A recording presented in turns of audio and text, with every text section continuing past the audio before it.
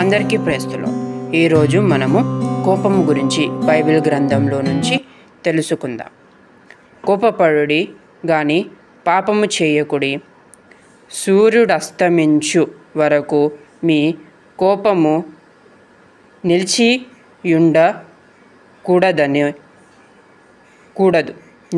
ఉండకూడదు. అపవాదికి చోటు ఇయ్యకుడి. ఓకే. ఎఫెసీ 4:26 ఈ విధంగా మాట్లాడుతుంది. అయితే కోపపడుడి గాని పాపము చేయకుడి, సూర్యుడు అస్తమించు వరకు మీ కోపము నిలిచి ఉండకూడదు. అయితే ఈ మాట ప్రకారం ఏంటంటే మనము కోపపడాలి. ఎటువంటి కోపము మంచిది అంటే, ఉదాహరణకు తండ్రి కుమారుల మధ్య కోపము, అది మంచి కోపం. ఎందుకంటే తండ్రి కుమారుని కోపము వచ్చినప్పుడు శిక్షిస్తాడు కాబట్టి అది కుమారునికి మంచి చేకూరుస్తుంది.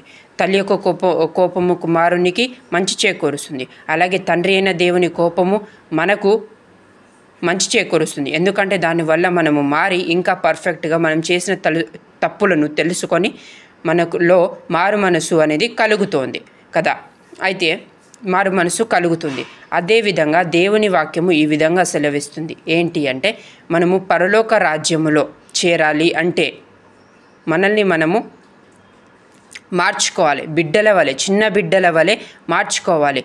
ఎందుకు మార్చుకోవాలి అంటే, ఈ కోపము ఎంత డ్యామేజ్ చేస్తుందంటే, మన బాడీలో కొన్ని హార్మోన్స్ని రిలీజ్ చేయడం ద్వారా మన బాడీ అనేది ఒక పర్సన్ తోటి మాట్లాడేటప్పుడు, ఒక పర్సన్ మామూలుగా మాట్లాడినా, మనకి ఆ మాటల ద్వారా కోపం వచ్చిన మన యొక్క బ్రెయిన్ అనేది, మన యొక్క బాడీ ఆ యొక్క బ్యాడ్ హార్మోన్స్ ద్వారా మన బాడీ అనేది అర్థం చేసుకోలేకపోతుంది ఆ సిచ్యువేషన్ని. ఆ పర్సన్ ఎటువంటి బాధ కలిగిన సిచ్యువేషన్లో ఉన్నాడో ఆ సిచ్యువేషన్ని అర్థం చేసుకోలేక నువ్వున్న సిచ్యువేషన్ని స్వార్థపూర్వకంగా నువ్వు మాట్లాడతావు.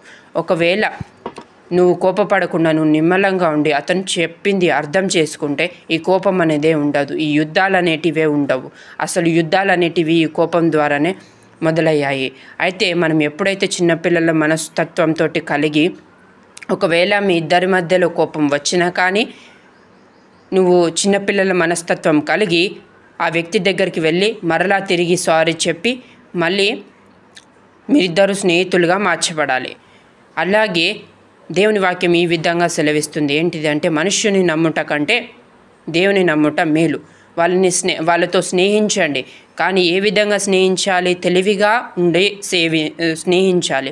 మొత్తం స్నేహించాలని మొత్తం అమాయకుడిగా కాకుండా జ్ఞానపూర్వకంగా వారితో స్నేహించాలి.